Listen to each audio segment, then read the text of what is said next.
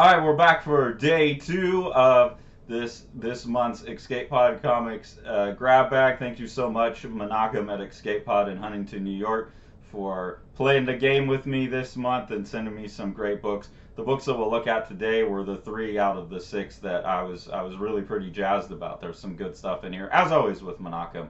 So check out Escape Pod Comics on the internet, even if you're not in Huntington. Like I live in Alabama, I don't live anywhere near Monogam's store, but he sends me great packages all the time. So highly recommend him as a retailer.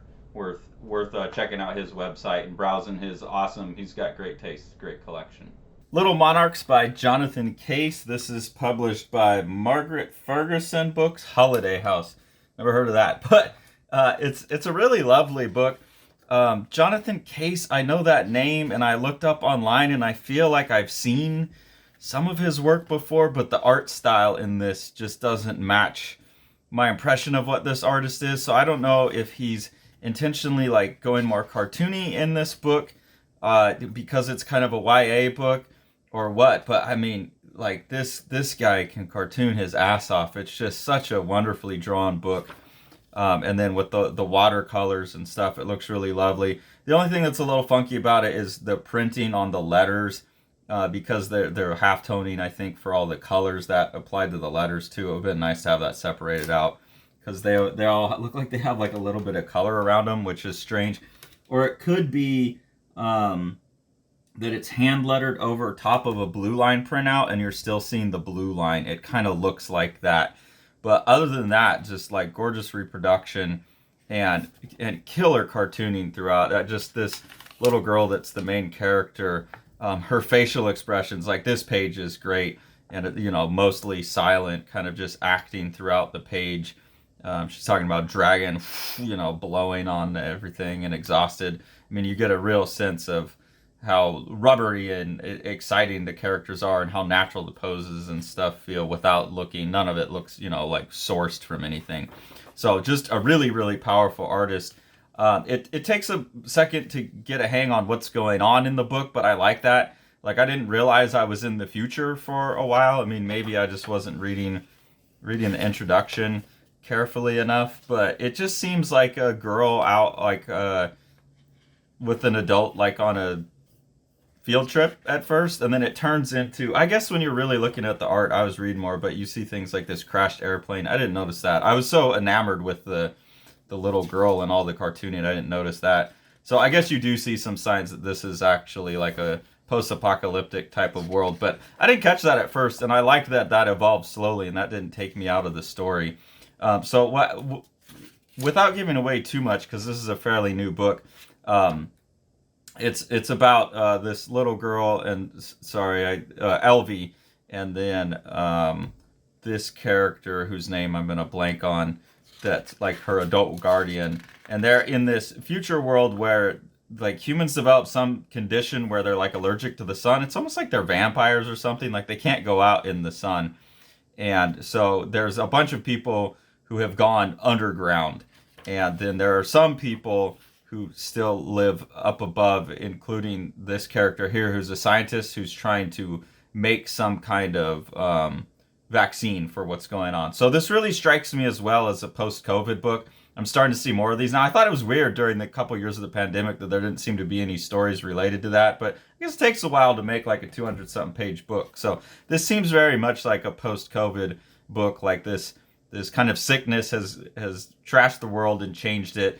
and we have a character looking for a vaccine, and that's pretty much the whole story. It's not much deeper than that, I don't think, but it doesn't need to be, because it's like a YA book, and it's really fun, it's really well written, and it's really, really well cartooned. So I don't need to go much more into the plot than that.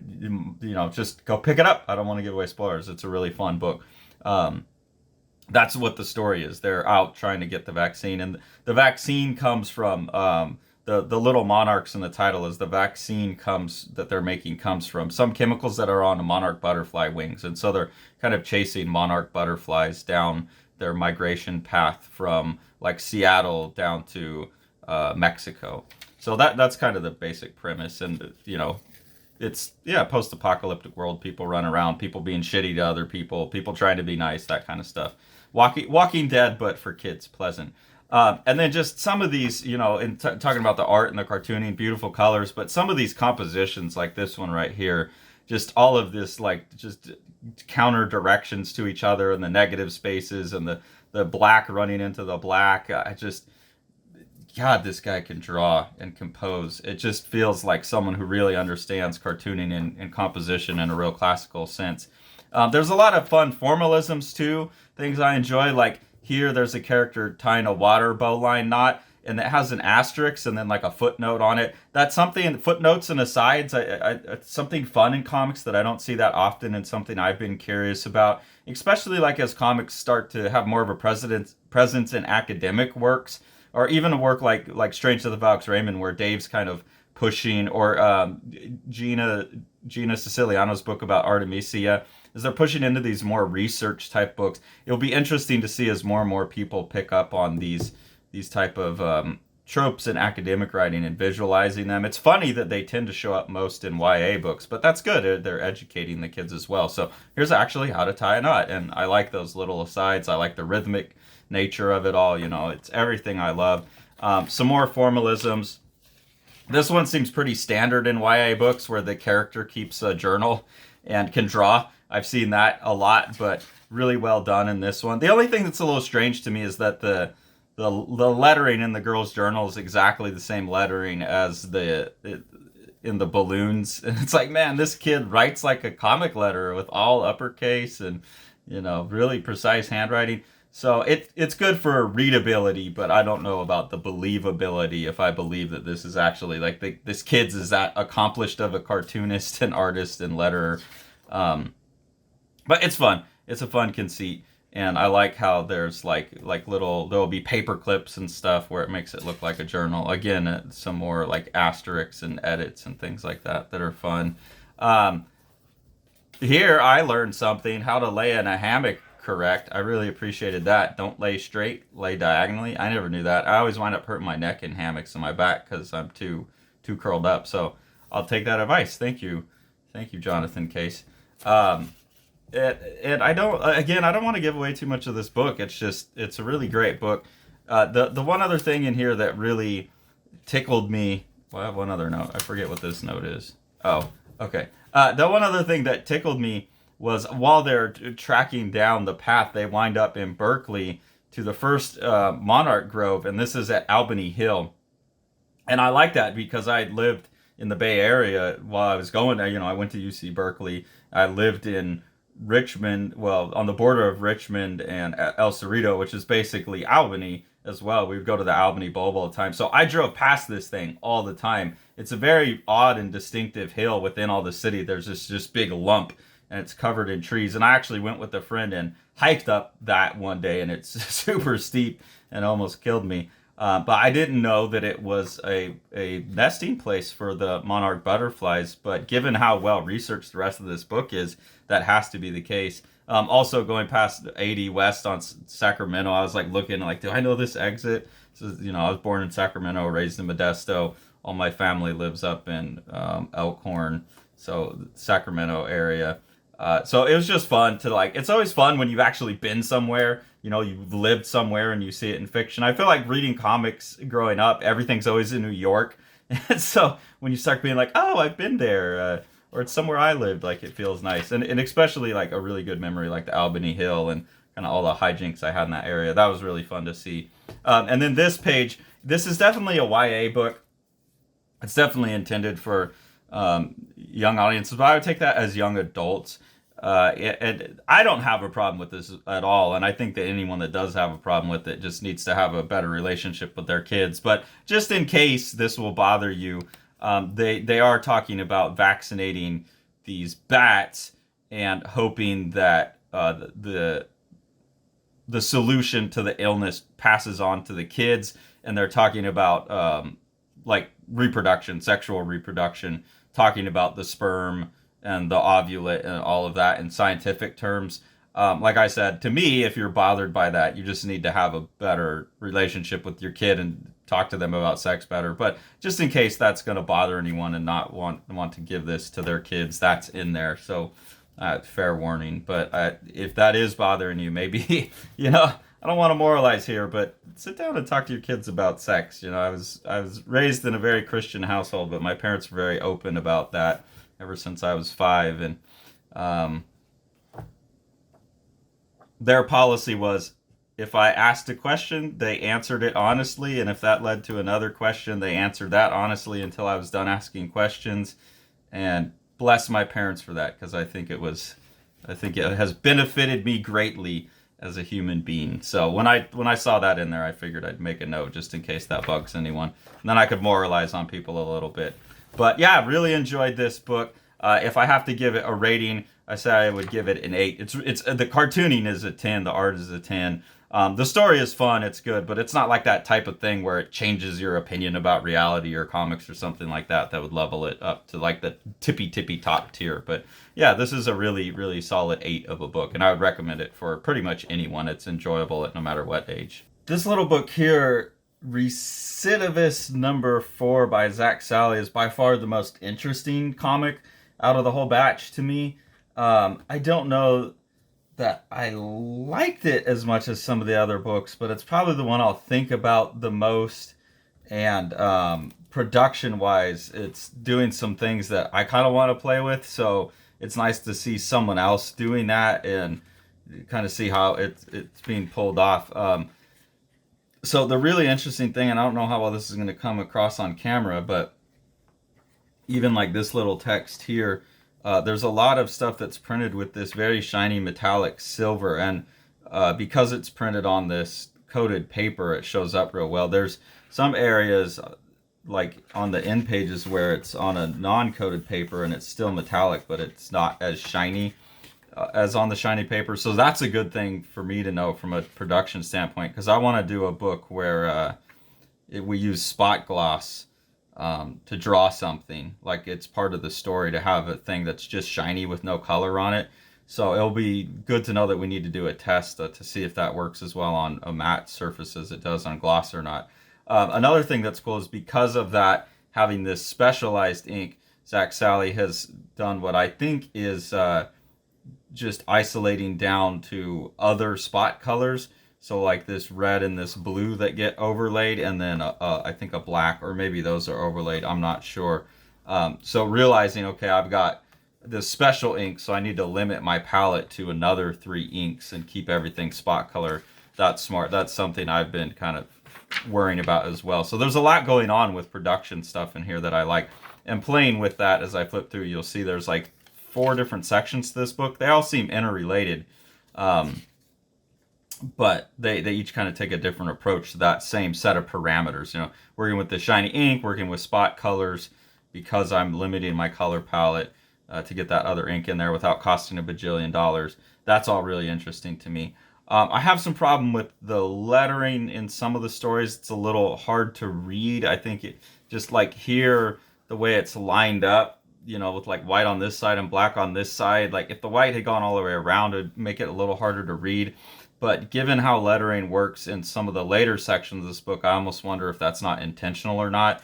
My major thematic read on the book, and this is where it does really hit home for me. It really lands with what I'm struggling with right now, I guess, in life, is kind of this idea. It seems like a midlife crisis. It also seems like he may have lost a child, or he's worried about just passing on the shit of the world to his child in some of the later sections of this book.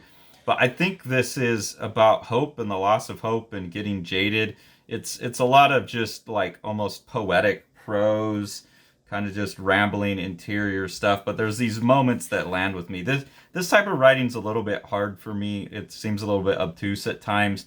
I think a lot of other people would really get a lot out of this. So it's not a knock on Zach Sally. It's just an admission of my weaknesses as a reader.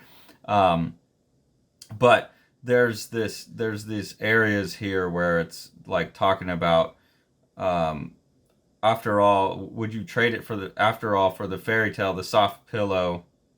Oh no, sorry. Because now it's late and you got old somehow, and so you can't help but ask, would you trade it? After all this, for the fairy tale, the soft pillow, and the gentle sleep, the clear blue skies above. If all that nonsense were even half true, or any option at all, no. And I do feel sympathy with that, like that idea of it's late and you got old somehow, and you're kind of like looking back on the, I don't know, when it's a little easier when you're younger and you don't have so much responsibility and you can just fuck around. But like, would you trade it? No, I wouldn't trade it. Like, there's other greater things, but it's a lot more work and it's wearing me out. And so that spot, not the spot glass, but this metallic ink in this story is like the precious little bit of hope that he collects, I think, or the maintaining the spark, as life gets onto you. That seems to be what this is. This metallic ink is representing in that story. And then in this one, it's just the one color and the metallic ink. And it's very difficult to read, but I like that in this one because it's like you're looking for this thing, you're looking for this hope, and you kind of have to work to find it, I think is what's going on. Really like the drawing in this as well. And then once you catch, like, I couldn't read it from where I'm at, but and I don't know for on camera, but once you catch it in the right light, then the letters become perfectly clear. And that's really smart. That seems like the production things. They're not just gimmicks. They're speaking exactly to this idea of hope. Then the third section of the book has these like weird spirals, and then this guy on the side like chasing hope, kind of fanatically chasing. And again, it's in the metallic. And again, you have to kind of get the lettering to where it's really lit up, and then you can see it, and it's really illuminated. And that gets especially like intense to look at when these spiral things get super crazy like that. I'm trying to see if we can get it to show up on camera. And same here, like he's sucking the hope down, and you get these cool effects. So I really like that, and it's confirming for me that there are some possibilities with this type of like almost hidden or hard to see imagery that have resonant content and aren't just a gimmick and make sense. So that's really nice. There's another thing where it's kind of the meditation of just getting old, I think is what this is. I really like this line. Were you sad when you finally realized all of the grown-ups were really just children with decent excuses? I really like that. That's a smart bit of writing.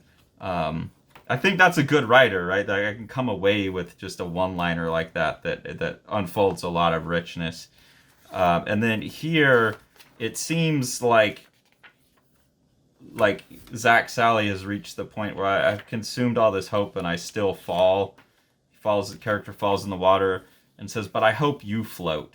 And that's where I started thinking, okay, this is about a parent that's like, man, like, I'm kind of losing it. I'm getting old, but like I'm trying to make it better for you. And then the end section of the book is in the red, and again working with the limited colors. This one seems to have the full CMYK without, the CMY without the black and then the silver. And then this one's just being in the red. So you cycle through those as well. You kind of get the like red and the blue, and then just the blue, and then like the red, blue, yellow, and then just the red. So that all seems to have some meaning. And here it's like the silver's falling down on the kid. All the hope is falling on the kid. And at the end, it seems like they both died. So that's where like I felt pretty confident in my read of the book, like up to this point. The house is falling apart and all that stuff. So I don't know what that last little bit is. Very curious to me. What that's trying to represent. Maybe this is just, I don't know. It doesn't look like it looks like a father and a daughter, but it could be like just the loss of childhood. I'm not sure. So that's the only thing. And I know that's entirely intentional on Zach Sally's part. And then this last bit says something about just haunting you. So I don't know like what combination of just loss of childhood and loss of an actual child or loss of a loved one is going on in this book, but that seems to be kind of what it's circling around. And then this idea of like something lost that needs to be found again with the ink, which I find really compelling. So it's a really interesting little project. I don't know entirely what to make of it, which is good. I'll keep coming back to it. It's got some things where the frustrations seemed intentional and helpful, and some things where my frustrations, like here, didn't seem to have any work. Technically, really impressive, really nice art, really interesting, technically impressive production, really well produced book. I also like for this, I like this, it's a not a hardcover, but it's like a harder paperback cover. That's something that I want to try as well. I think that's better than a paperback. So just a lot of really smart choices in this book. But there are some things with it where it felt, just for me personally, it's again not. I think Zach Sally did exactly what Zach Sally was trying to do and did it really well. But for me personally, there's some things that are just a little bit barriers to my enjoyment. So I'd rate it at an 8. But overall, this book has given me a lot to think about and given me a lot of hope. Actually, talk to me about where I'm at in my life, and then giving me hope for some ideas that I have that they're actually worth doing and worth pulling off. So probably my favorite one out of the whole batch for sure. This is the type of stuff that I feel like I wouldn't find otherwise, and that's why I do these retailer grab bags with people like Menachem, who are really like keeping an eye out for the cool stuff, the stuff that doesn't just show up easily on a diamond pull list, previews pull list or something like that. Same thing with Partners and Sons. They see all the cool underground stuff. So yeah, this is the type of work that gets me really excited, even if I'm not totally resolved on it. Fried pickles. I keep coming back to that. I never know what I feel about fried pickles, but I'll keep eating them to try and figure it out. So thanks, Menachem. Thanks for all the books. This one really is awesome, and this is number 4, so that means that I got a whole bunch more Zach Sally stuff to hunt down. I think this is my Gareth Brooks of the batch. Hopefully be getting my hands on all the rest of Zach Sally's stuff. I'm going to need help from my pronunciation experts on this one, but I believe the author's name is Shabute. Who knows? Someone will tell me. But the book is called Alone, and this is put out by Gallery 13. I'm not going to talk much about this book, I don't think, because I think if you haven't read it, you should read it, and I don't want to give much away. Well, I'll give away the general premise, but there's a lot about it that touched me that I don't want to talk about because it will give away too much, I think. But you're introduced to this lighthouse by these couple of sailors going and delivering boxes to it. And I honestly thought, because the book, it's a really thick book. You can see it's like almost 400 pages. Only 3 or 4 panels to a page, though. So it reads, I probably read the thing in 25 minutes. But because it unfolds kind of slowly at the beginning, I actually thought I was looking at whatever that movie The Lighthouse was based on, because you spend so much time just with these guys and talking about the lighthouse. But you come to find out that there's a very sad fellow there who's deformed, and his parents have both died, and he's only ever lived in the lighthouse, and these guys are bringing him food. The family has left money, even after their death, for their deformed kid to be taken care of. And so then you meet him, the main character, who the people have called Alone. So the title of the book is the name of the character, and also the state that he's in, obviously. But the town folk of the fishing town or whatever outside of the lighthouse call him Alone. Alone, and this is where just the book really, really, up to this point it was like, okay, but when you meet this character, I don't think I've ever just kind of loved a character so much. Like this character is so lovable and so, I don't know, admirable or something about him. Somehow this author made me fall in love with this character. And really all he does all day for entertainment is he has this dictionary and he drops it, and whatever word comes up, his imagination, like based on the things that he has around his house and the few things that he's been exposed to, his imagination will take the definition and just expand it out into this whole scene. And he has this really, really rich and vivid interior life for someone who has hardly any outside input. And that continues for a long time, but there's just so many moments in the book, and this is where I want to skip over a whole bunch of things because I don't really want to give away too much. But this character is just I don't know, there's like a sweetness to him that you really like. And then as the outside world starts to come in, it disrupts his imagination. It disrupts his interior life. He wants it. He wants more information from the outside. And there's a sense of him being like let free, but there's also a sense of that like corrupting him in a way. So it's both like you're happy for him, but also kind of sad that like this thing that he had that was so unique and pure got spoiled a little bit by the outside world. And I think that it's just like this really kind of great commentary on growing up, humankind, all of that stuff. How do you maintain your kind of individuality while also maintaining the pure side of you, the innocent side of you? It's interesting.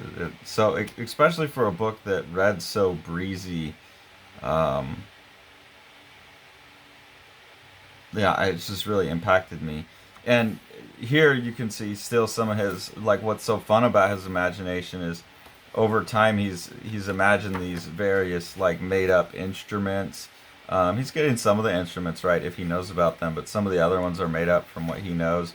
And then here, what he's imagining, this sheet music, is a bunch of like pictures of things, because to him, like, music is emotion or something, and these have emotional valence for him. I don't know, but that feels right to me, and it's just that those kind of things in this book that really land for me. And just the idea of this guy just dropping this book over and over, that this is like his only game. And I don't know, whole thing just amazing. I don't want to give away too much from that premise of it, because I really encourage you all to pick this up on your own. So this is definitely a 10 for me. This is a 10. I really, really like this one. All right, that's it for this month's Retailer Grab Bag. Thank you so much, Menachem at Escape Pod in Huntington, New York, for playing along with me and continuing to play along with me and tolerate me. Please do go support all of these awesome artists for enriching our world with their art, and please support Menachem. He really is one of the top comics retailers and someone who just loves the medium to death, and that should be supported as well. So thanks for following along, everyone. Take it away, Jack.